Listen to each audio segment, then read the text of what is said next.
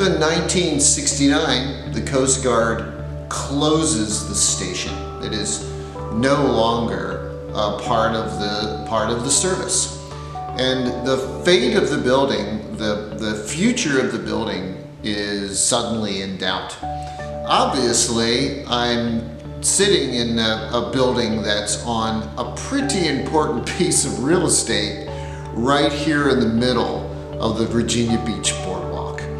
And that fact doesn't go past the eyes of the developers either in 1969 and 1970.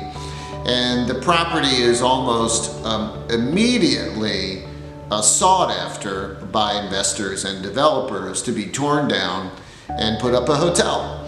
So how are we still here? I'm William Hazel. I have the distinct pleasure of being the director of this beautiful nonprofit today called Virginia Beach Surf and Rescue Museum. Thanks to Jessica Dressenberg and the camera today. We have this joy of working in this nonprofit, a nonprofit that's been going on for almost 40 years.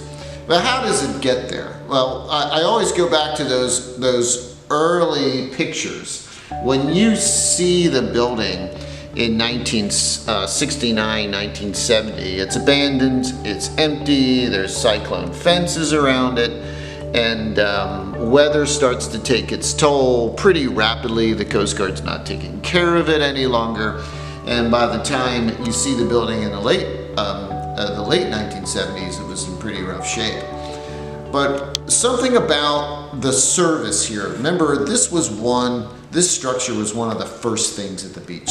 The United States Life Saving Service were some of the first families that occupied this part of the ocean front. And we always share the names and the faces of the men that worked here, and we see their names of Sparrow and Barco and Drinkwater and these families that are rooted in Virginia Beach. You know, in 1969 when it closed, those families like today are still very much a part of Virginia Beach. Their descendants are very much a part of Virginia Beach.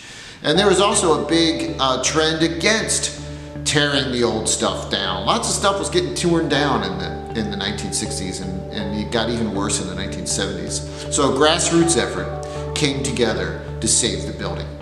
And by 1978, the city of Virginia Beach was petitioned by that group of people to save the building. And it was a compromise. What happened was the city of Virginia Beach bought the building. They bought the building from the US government. But the thing is that they weren't able to buy the land. You see the photograph there of the building actually on a truck. It's literally being moved. And that's what had to be done to save the structure. The city now owned the building, but they didn't own the land. So the building was moved, literally moved, to a section of 24th Street that the city already owned. And the idea was investors were going to buy that adjacent land where the station used to be, just about 100 feet or so that way, and put up a hotel. And it was agreed. The city had no interest in starting or running its own nonprofit in the building. The early organization, what incorporated as the Virginia Beach Maritime Museum Incorporated, our incorporated name still today, was founded. And the building was moved, picked up and turned 90 degrees so it would fit on 24th Street. And there it sat. And that's when the very expensive renovations began. And one of our favorite pictures, maybe it's our favorite one in the museum's archive, in the history of the institution, is the shot that comes on July 1st of 1981. And that's when we open as a little nonprofit museum. The Virginia Beach Maritime Historic Museum, it was called back in the summer of '81. And we have been going strong ever since.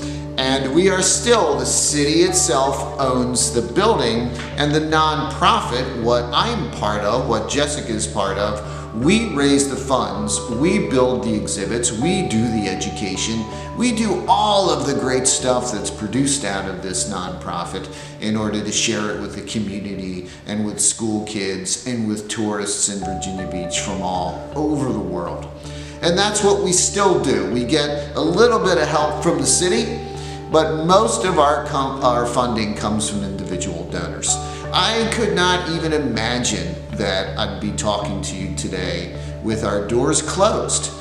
This crisis is an unprecedented time in our history. And it is a hard time for small nonprofits like this one. Whether you support this nonprofit, whether you support one of your favorite small nonprofits, this is a time to reach out to them, because all of the normal income that we're able to produce, we can't do that right now being closed. So now becomes a time to save the building again, to save the museum again. And slowly but surely, we're already doing that. And you can help. You can donate right on the website. It's vbsurfrescuemuseum.org. You'll see a button right on the website that says Crisis Donations. We called it what it is. And we have a very special part of Virginia Beach history to preserve. And each and every day, we come in this building to preserve it. And we know that the community, as it has always been, is with us. And now as this beautiful museum and beautiful community center prepares to reopen after this tragedy is over, we're looking forward to being bigger and better and stronger than ever.